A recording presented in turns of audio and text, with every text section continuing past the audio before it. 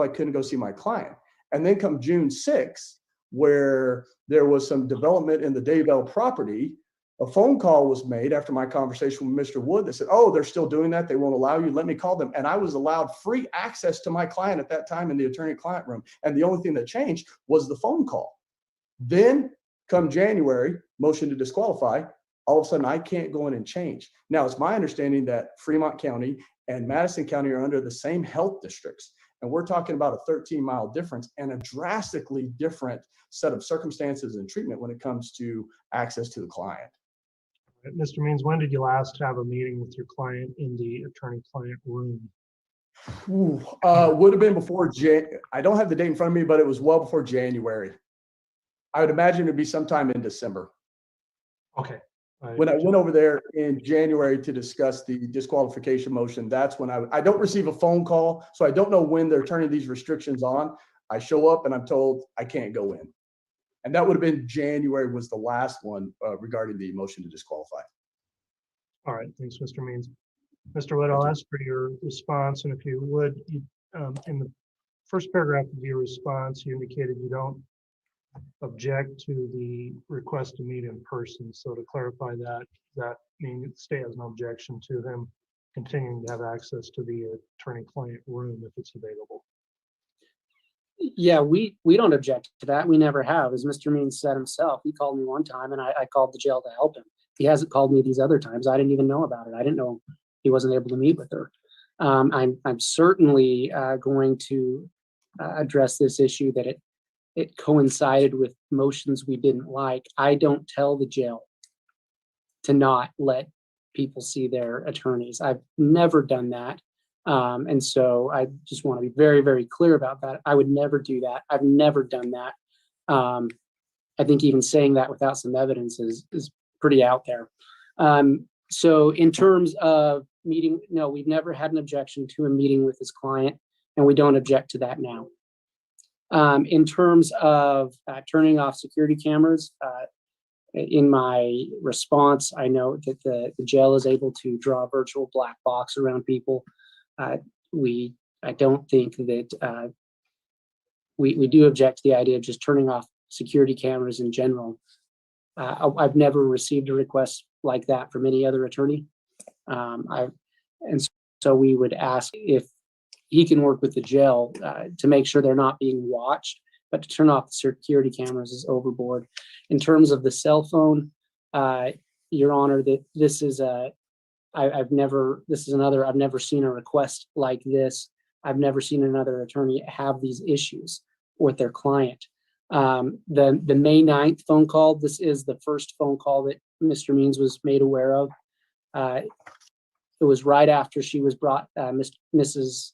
Vallow Daybell was brought to the Madison County Jail. And Mr. Means didn't turn his number into the jail. And so they didn't know to block the number. I turned that number in for him. So if she were to call him again on that number, it's blocked. It's not going to be recorded. On the other 2 days that he's talked about, or the other day that he's talked about, those two calls, they received a warning that they were being recorded. They put him, because of COVID, put him in that attorney or in the general visiting room. The day before, they had told him that he could have it turned off, and it was turned off on March 30th. On March 31st, when he went in and heard that warning, they didn't say anything. So it's not a privileged phone call. By law, it's not. And so now we don't want to listen to their phone calls.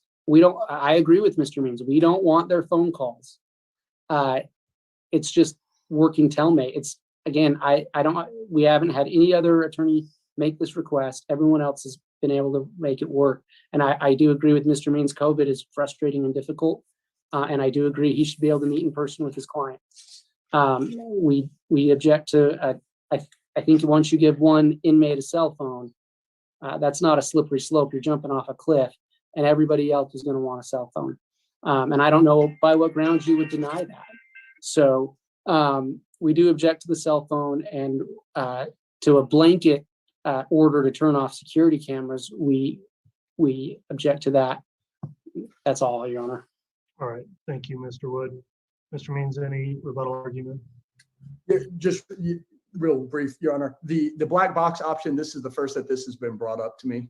I've requested every time that I've gone in there that they turn off the recordings, and I've been told no. I think the black box option, if I could see what the screen looks like, would probably be a reasonable result here instead of turning off the two cameras that are face to face. I worry about, obviously, in the prosecution and the deputies watching the tape, if the camera is right in your face and they can read what you're talking about, there's obviously a violation there. We know that they've watched the tape. On these recorded phone calls, I think it's important to note that prior to going in on March 30th and March 31st, the deputy and the detention center said, and they put signs out that they have changed the public room to an attorney-client room only, and the recordings were turned off. And so that's a point of clarification that we can probably discuss at a later time. But to have to go in and request that they not record each time when you're told that they're not recording, they've changed the room, is a little a misdirection. I think, again, Your Honor, with COVID, given the history here with, again, and without pointing fingers, recordings have happened. They have been released to deputies. They have been accessed by deputies. They have been accessed by the prosecutor's office. Without getting into that issue, there's still some outstanding discovery on that issue. I think a cell phone extremely limited to only being able to call me at the cost of the defendant would be relevant given the current restrictions that we're under. Now, when the COVID restrictions are lifted and you don't have a client that is handcuffed to a desk that has to speak literally 2 feet to their attorney, 2 feet away from a deputy, I think we can revisit that issue, but I don't think it's a slippery slope given all the exceptions that we're making to accommodate the COVID restrictions right now. All right, thank you, Mr. Means. I'll note. Your Honor, could I just briefly, Yes. from my understanding, when there's Mrs. Daybell is allowed to go into a room privately when she speaks over the telemate system with her attorney. That's what the jail has informed me, so that she is not within earshot of a deputy. All right. There's no phone in that attorney-client room, Your Honor, that can call out to myself. It is literally at the desk where the deputy is, or at the phone about 10, 15 feet from that desk. So when she's in that attorney-client room, the only phone that there is able to call out to the public access room that you can see in the pictures. So she hasn't been allowed to have a conversation with me other than on those two phones. Okay. The court has considered the motion then. I'd note that the policies that are implemented in the jails, the court defers to those. There's obviously some precedent out there. I'd cite to State versus Jacobson, 150 Idaho 131. That's a 2010 case that says prison and jail administrators have a compelling interest in establishing necessary regulations and procedures to maintain good order, security, and discipline. And I would note in these times also the safety of the health of both inmates and the jail staff. I've been advised during COVID of the policies that have had to be changed in some respect in order to try to prevent COVID outbreaks from occurring in the jail. And the jail's been pretty successful in doing that here in Madison County. And so I don't substitute my decision-making in terms of some of these access issues for the general policies that are promulgated by the people that are running the jail.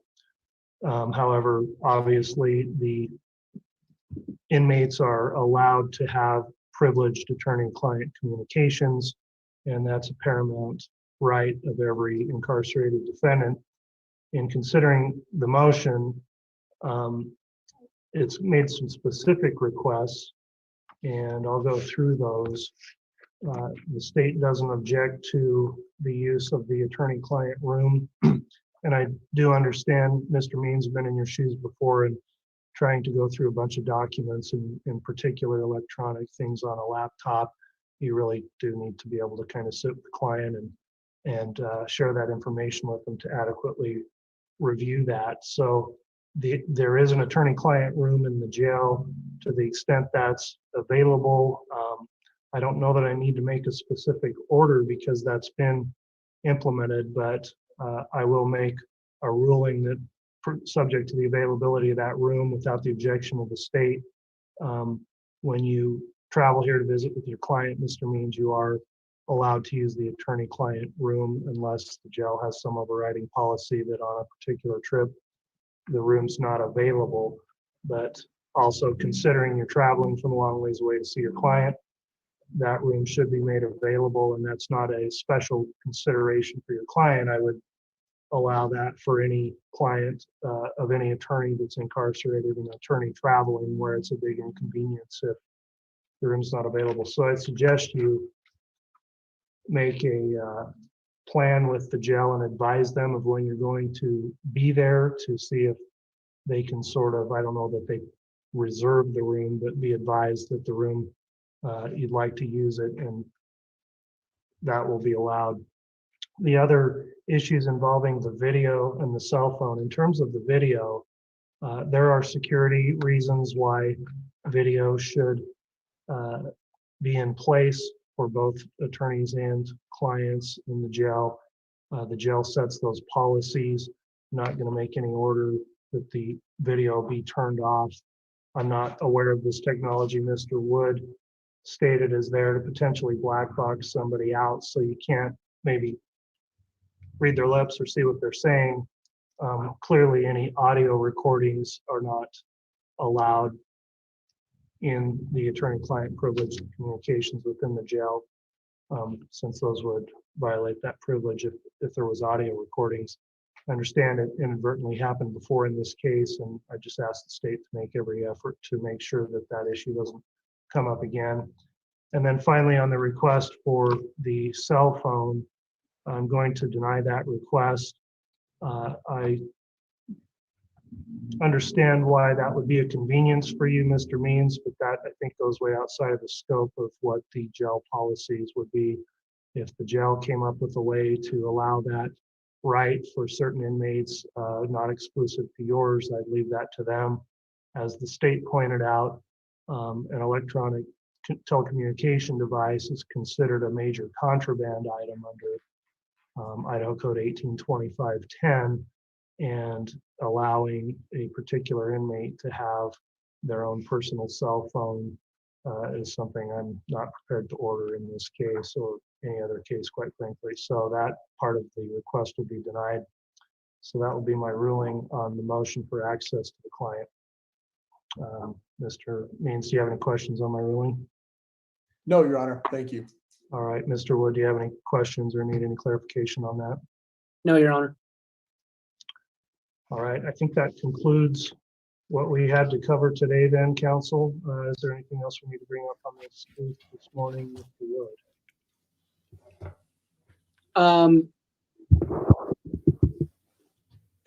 No, Your Honor. Mr. Means, anything further this morning? No, Your Honor. Mr. Pryor, do you have anything further? Nothing further, Judge. All right, thanks for your attendance, everyone. We will be in recess. Well, there you go. Sorry for all the technical problems we had early on. It was interesting that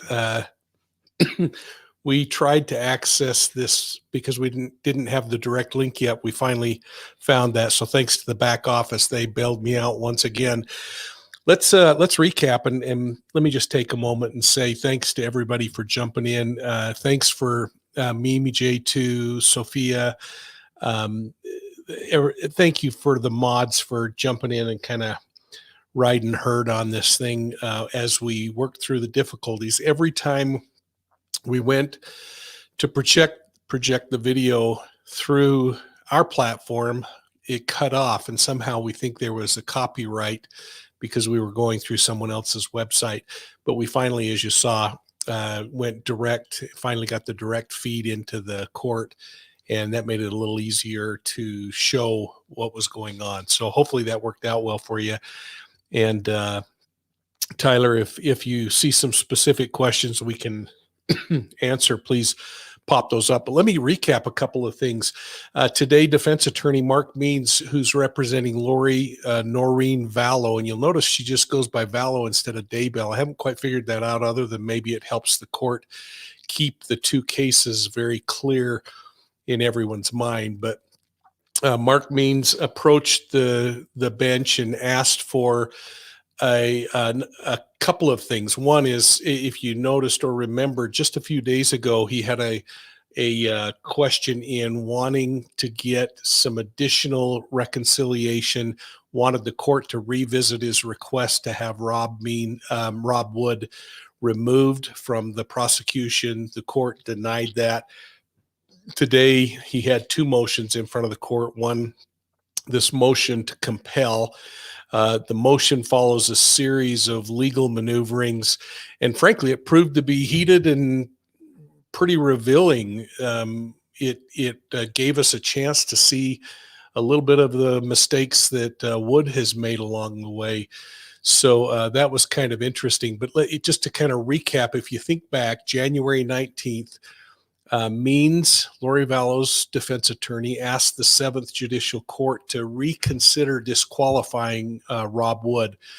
And just a few days ago, on February 10th, Judge Boyce denied that motion, confirming that the Idaho Supreme Court says there's just no basis for such a motion, stating, in fact, there's no criminal procedural rule to provide a basis to reconsider the request.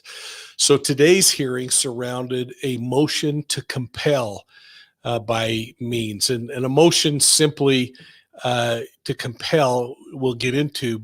We just finished watching a second motion that he had, which was for some consideration in attorney-client discussions that he's had and has some concerns about. But let's talk about a motion to compel real quickly. A motion to compel asks the court to enforce a request for information from the prosecution that's relevant to the case. It's really interesting in this particular case, because we learned that, in fact, Wood had missed a filing and an argument point by 8 days. Now, just for those that want to know how these motions are filed, it's a pretty simple procedure. A request is made to the court to issue an order to compel the discovery of information. The responsibility lies on the petitioner, in this case, Mark Means, Vallow's attorney, to provide documentation for the motion and show how the prosecution failed to provide the information. Frankly, he did that. He showed that there was an 8-day period of time when he should have been receiving information that the state did not do so. Now, Wood kept repeating over and over again, it was only 8 days. Well, it was still past the deadline, and I think that proved negative for the state. You're going to want to listen and go back and listen to the arguments, because they're going to include things like the state didn't provide us with the proper information, or what we were getting, the information we were getting was incomplete, or it skipped, or some questions, or refused to answer some questions. So they asked for more documentation, specifically regarding the interviews that Wood has had with witnesses in this case. And they really tipped their hand. They said, if we were in court today, one of the first things that we would do is subpoena Rob Wood to testify. So that's kind of interesting. But they wanted to get the court to allow them to get all of that information. So go back and watch that. I think, again, Means did a good job of exposing Wood's failure on providing some of that information in a timely manner. The judge's possible outcomes would have been to order the prosecution to give more information, or to at least show they've got a good faith effort in getting all of that done. And again, go back and watch that, because I'm really interested in your comments below of what you think about that. Now, Wood argued that the requests were outside of Rule 16, and you can look up 16, but he's saying that the state just isn't required to respond. I don't think the judge agreed with him on that. So I guess one question I'd have is do you think any of this is going to have any real impact on the case, or is it simply theatrics to draw attention away from the facts of the case and cast doubt on the prosecution's ethics? Now, in the most recent hearing that just happened and just concluded, we saw the defense arguing that they still want to get a cell phone into Lori Vallow's hands. The defense attorney Means said, hey, listen, we'll make the cell phone only work to call me, the defense attorney, and we'll get rid of internet and everything else. And of course, he complained because he didn't want the cameras in the jail to be activated when he was there interviewing his client. He also was concerned that sometimes the attorney-client room was not available when he came, and that Lori was required to stand at a desk with a deputy standing nearby. All of those were great arguments that it makes it difficult for him to provide adequate counsel. But I think Wood and the judge came right back really quickly with the appropriate answer, which is number one, that would be a Pandora's box if you gave Lori Vallow a phone. And I'm so grateful the judge denied that. Could you imagine how many inmates would at that moment be demanding a phone so that they could talk to their attorney? Absolutely crazy. And it was good that the judge quelled that immediately. Rightly so. And I think Rob Wood even stepped up and said, there is no way we would prevent Mr. Means from being able to talk with his client. And I thought it was interesting how they kind of suggested that they might say, well, this jail isn't treating people the way that other jails are, and that there is a discrepancy between how female inmates are being treated versus male inmates. I can just see them looking for any angle they can. And isn't it interesting that all of the angles are just something to create noise, doesn't answer the questions of whether Lori and Chad knew that the children were dead and that they were buried in the backyard. And of course, the more egregious crimes that we assume will be coming. But in the end, the judge said, we certainly will make the room available for you, Mr. Means, when you come to jail to interview your client, that Miss Vallow can come into an area that's black boxed, which means they cut the cameras in the area where the attorney is, and that they absolutely will not shut off the camera and CCTV system for the jail when they come. So all in all, I don't know that they got a lot other than it was good to hear the state say, absolutely, we want you there and interviewing your client and creating the best defense possible.